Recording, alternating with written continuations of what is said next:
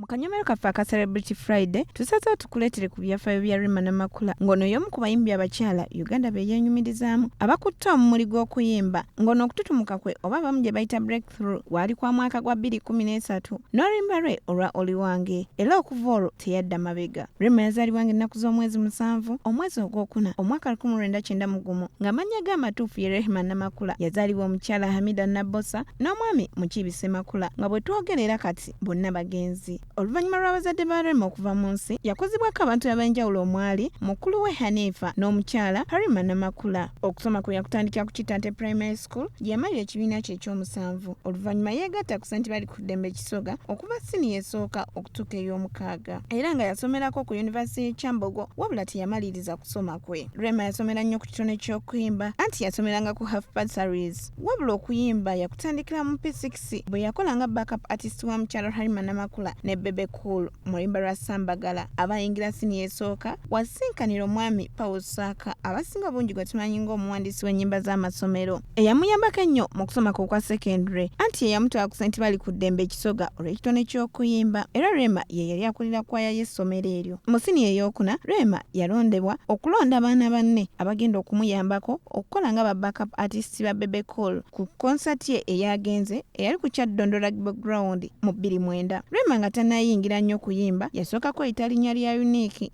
eryamutuumibwa muganda we era ng'alina n'akayimba ke yakola ng'akyeyita erinnya eryo yakakola ne Rachel K ne Kaylin nga bakayita Malisha. Wabula mu senior 6 n'alivaako era awo watukubira akayimba ka maama ng'era Rema Namakula yali Vixen mu luyimba olwo. Bw'amaliriza siniya ey'omukaaga yeegatta ku Gagamel eya Bebe Cool gye beesanga ne Evelyn Namulondo. Wabula Rema ng'akyali mu ssomero yayimba ennyimba nnyingi omwali Gaali Maka, Dembe, Muwasiza Kampala n'endala. Yaliko mukyala w'omuyimbi Edilisa Musuuza abangi gwe tumanyi nga Eddie Kenzo era yamuzaalamu n'omwana omu gwe yazaala ng'ennaku z'omwezi 26 omwezi ogw'E12 omwaka 2014 nga ye Amal Musuuza. Wabula basooka kubeera bonna nga tebannafuna zadde okumala emyaka 6. Mu 2017 Rema ne Kenzo baayawukana era Kenzo n'alekera Rema ennyumba y'esseguku. Tuba tuli awo Rema n'atuukiriza akayimba ke akanja kubeera mukyala Dokita bw'anaabanga Dokita anti 2019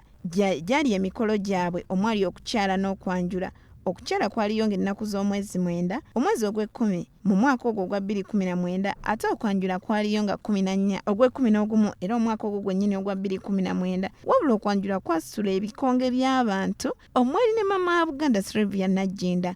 Abasuubuzi ab'amaanyi ne bayimbi banne bonna baali ku mukolo guno gwali wali e Nabbingo ku njegoyego z'e Kampala. Ng'ennaku z'omwezi 7 omwezi ogw'E11 omwaka 2021 Rema yazaalira Dokita akaana ak'obuwala ng'era kano ke kaana ka Rema ak'okubiri Aria Sebunya. Rema zaayimba ennyimba nnyingi omuli Fire Tonight, Be With You, Akatonotono, Akaliro, Lowooza ku nze, Siri Muyembe nga munalinga mwe yali annyonnyolera Kenzo nti ebyaddala neetaaga okubeerako omukyala omufumba ebyeddala ng'amba ow'emikolo. Touch My Body, Tikula, Linda, Ekyama, Oli Wange, Wiso, Rain on Me, Clear, Akafeche, Wandisaaki, Muchuzi, ampisizaawo nga lwe luno luyimba olupya lw'ayina kati. Mu 2013 yawangula awards omwali Best Hip Hop Charts Artist, Best Breakthrough Artist, Best Female Artist, Best R&B Song Oli Wange. Mu 2014 era n'addamu n'awangula awards omwali